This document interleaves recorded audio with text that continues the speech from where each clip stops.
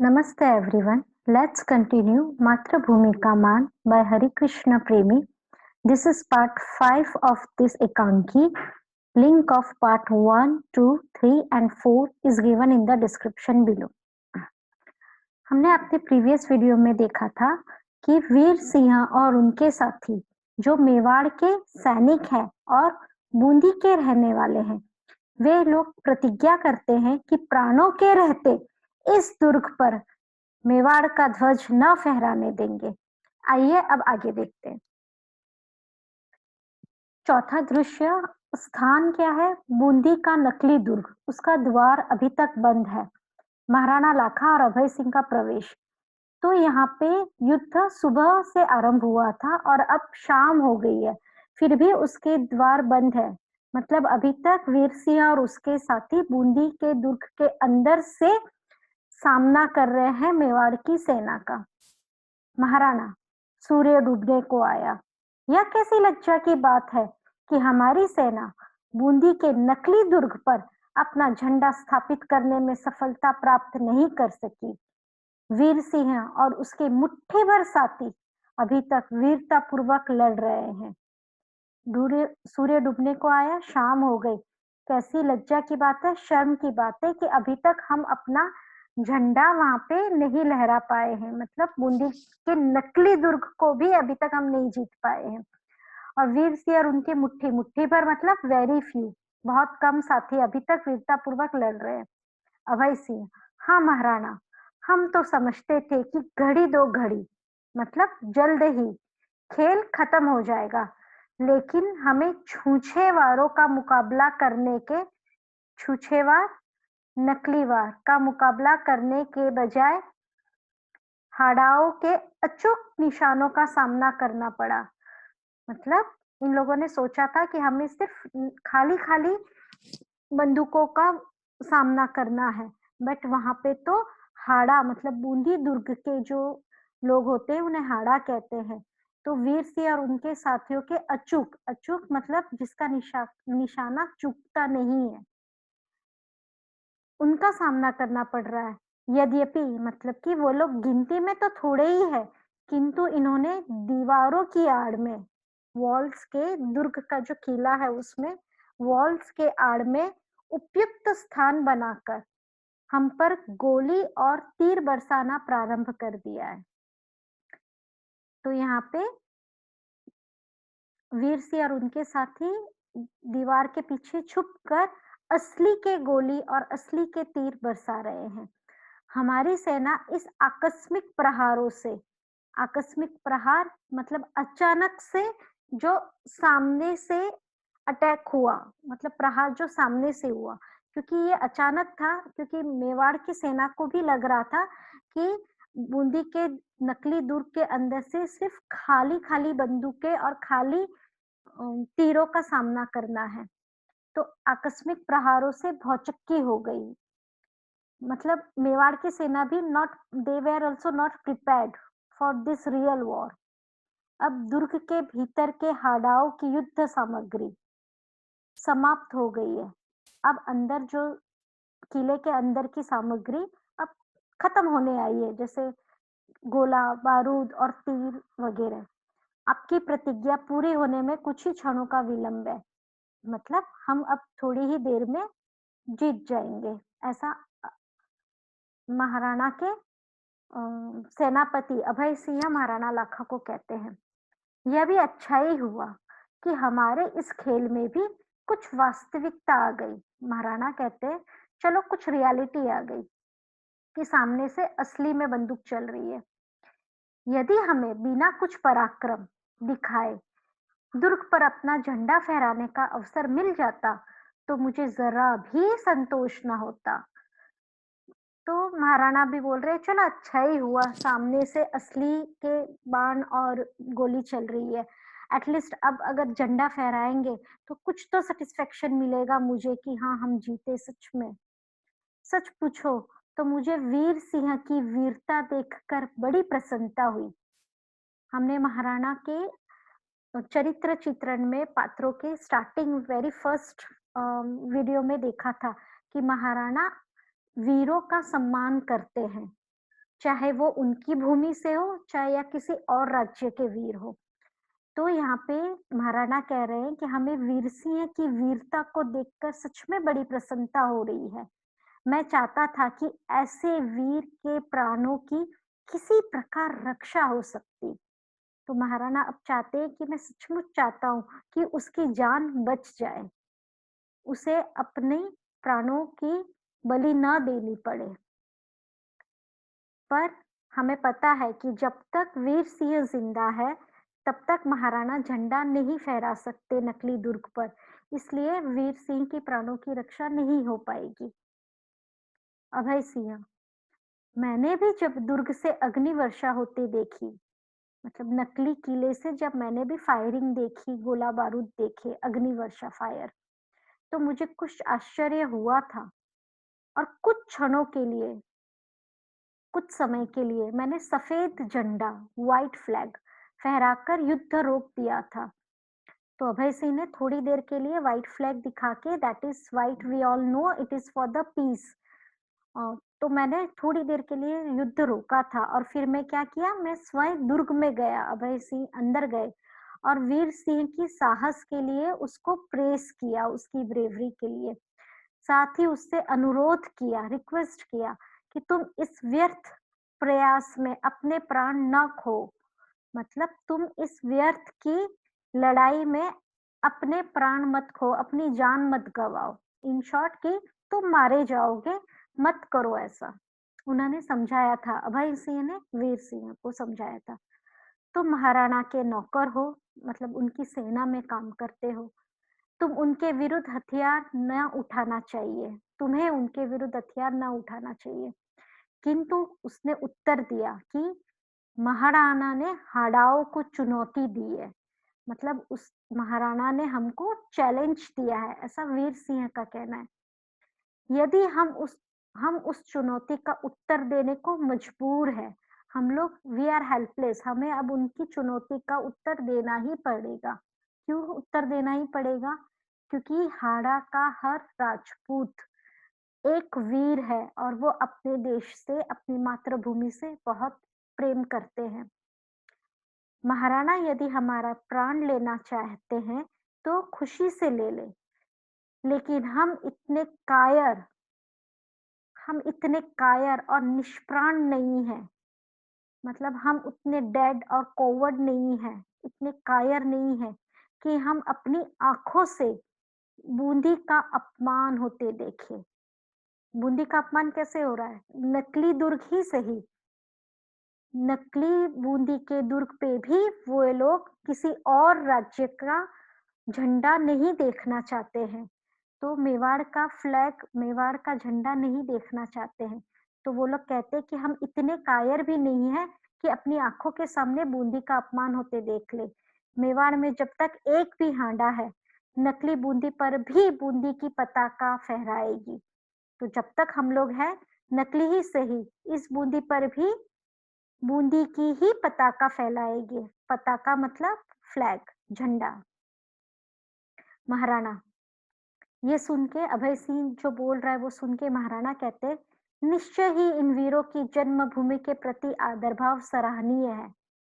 तो वो वीर सिंह और उनके साथियों की उनकी जन्मभूमि के प्रति जो आदर है, जो रिस्पेक्ट है उनका मदरलैंड के लिए, उसको प्रेस करते हैं। यह मैं जानता हूँ कि इन लोगों के प्राणों की रक्षा करने का कोई उपाय नहीं है। तो महाराणा सच में चाहते हैं कि उन लोगों की जान बच जाए, बट अब कोई उपाय नहीं दिख रहा उनको। इतने बहुमूल्य, इतने प्रीशियस वो वीर सिंह और उनके साथियों की कदर कर रहे हैं। इतने बहुमूल्य प्राण लेकर भी मुझे प्रतिज्ञा पूरी करनी पड़ेगी। वह देखो, दुर्ग की उस दरार में, दरार मतलब क्रैक्स, दुर्ग की उस दरार में खड़ा हुआ वीर सिंह कितनी फुर्ती से बाण वर्षा कर रहा है, मतलब वो कितनी फुर्ती से, कितना फास्ट, एकदम अच्छे से बाणों की वर्षा कर रहा है। अकेला ही हमारे सैकड़ों सैनिकों की टोली को आगे बढ़ने से रोके हुए है। वो अकेला ही सैकड़ों मतलब हंड्रेड्स ऑफ सैनिकों को आगे बढ़ने से, दुर्ग में आने से रोक रहा है। मतलब वो कितना ब्रेव है। धन्य है ऐसे वीर, धन्य है वह माँ जिसने ऐसे वीर पुत्र को जन्म दिया।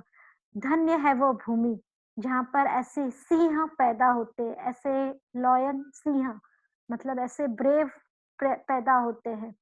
तो यहाँ हम देखते हैं कि महाराणा लाखा वीर सिंह की वीरता की प्रशंसा कर रहे हैं। महाराणा, अरे देखो अभय सिंह, गोली के वार से वीर सिंह के प्राण पखेरु हो गए। प्राण पखेरु हो गए, मृत्यु हो जाना, प्राणों को चला जाना। मतलब एक गोला बारूद के वार से वीर सिंह की मृत्यु हो जाती है। बूंदी के मतवाले सिपाही सदा के लिए सो गए। अब हम विजयश्री प्राप्त कर सके, अब हम जीत गए विजयश्री। जाओ, दुर्ग पर मेवाड़ का पताका फहराओ और वीर सिंह के शव को, उसकी डेड बॉडी को आदर से, रिस्पेक्ट, इज्जत से अंदर ले आओ। अभय सिंह का प्रस्थान, अभय सिंह दुर्ग की ओर जाता है, झंडा लगाता है वहां पे और शव को, वीर सिंह की डेड बॉडी शव को अंदर ले आते हैं। महाराणा, आज इस विजय में मेरी सबसे बड़ी पराजय हुई है। तो महाराणा को कहीं ना कहीं सॉरी फील हो रहा है। व्यर्थ के दंभ मतलब व्यर्थ का अहंकार, यहाँ पे अहंकार,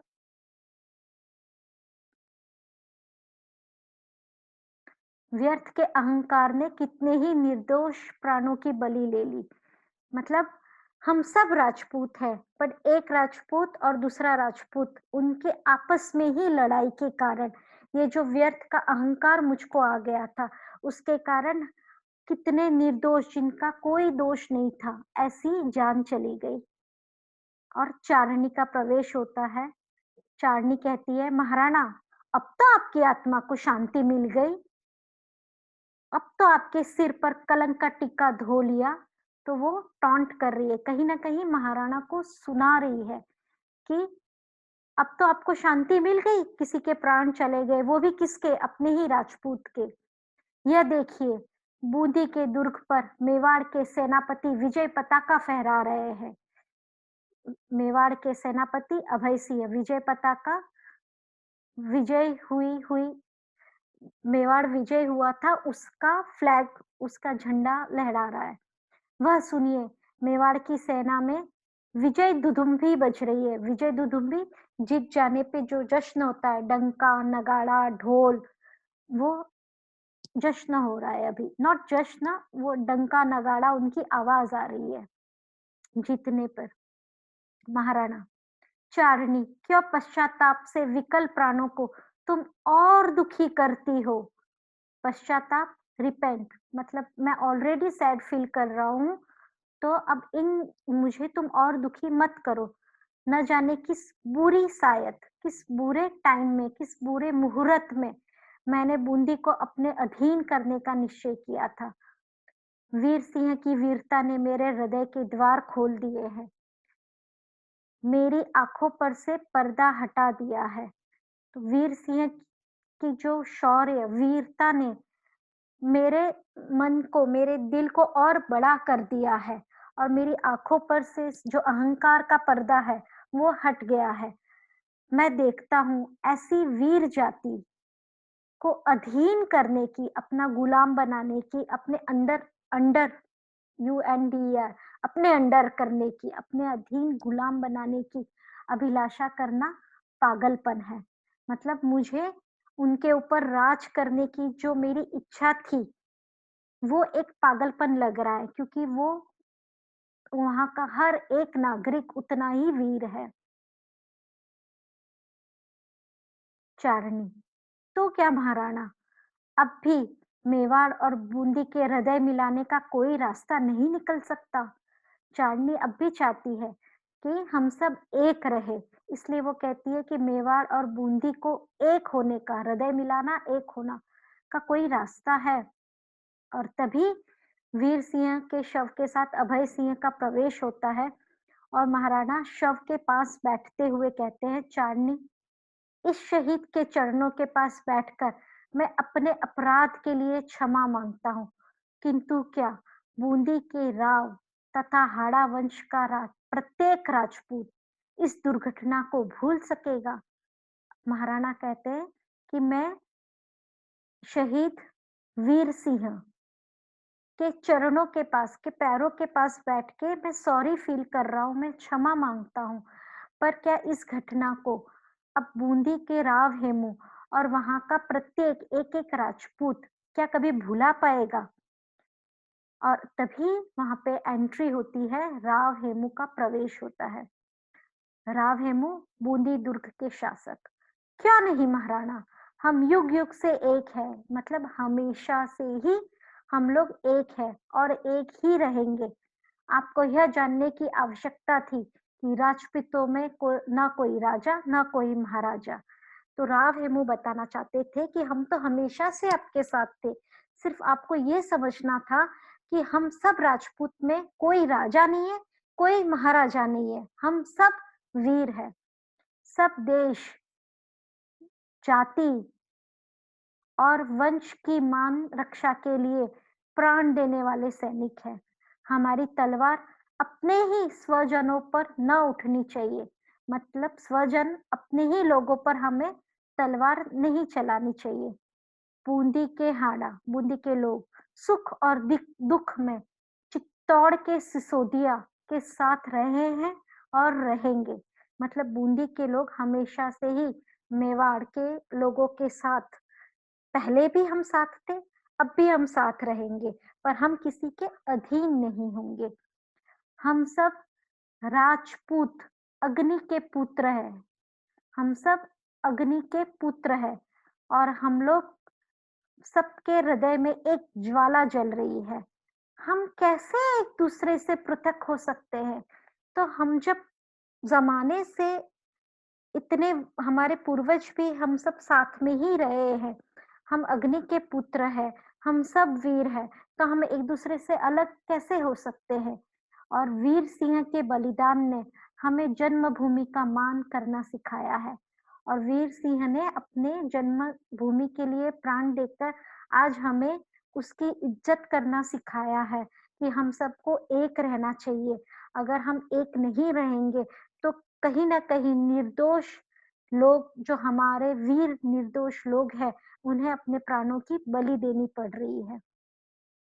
महाराणा, निश्चय ही महाराज, हम संपूर्ण राजपूत जाति की ओर से इस अमर आत्मा, किसकी अमर आत्मा? वीर सिंह और उसके साथी। तो हम वीर सिंह की अमर आत्मा के आगे अपना मस्तक झुकाए। सब बैठकर वीर सिंह के शव के आगे झुकते हैं। तो हम एंड में देखते हैं कि राव हेमू और महाराणा एक हो जाते हैं और सभी लोग मिलके वीर सिंह के शव के आगे मस्तक झुकाते हैं। तो इस कहानी से हमें समझ में आता है कि वीर सिंह, महाराणा लाखा और राव हेमू तीनों राजपूत काफी बहुत ही पराक्रमी वीर हैं और वे देशवासियों को सदा साथ रहने, अपनी मातृभूमि के प्रति प्रेम रखने और बलिदान की भावना सिखाते हैं, वो भावना जागृत करते हैं। और वीर सिंह का अपने आप के प्राणों की बलि हमें सिखाता है कि किस तरह हमें मातृभूमि से प्रेम करना चाहिए और अगर उसके लिए हमें अपने प्राण भी गंवाने पड़े तो हमें पीछे नहीं हटना चाहिए। Thank you all for listening. Be happy, stay safe, and do subscribe the channel. Bye bye.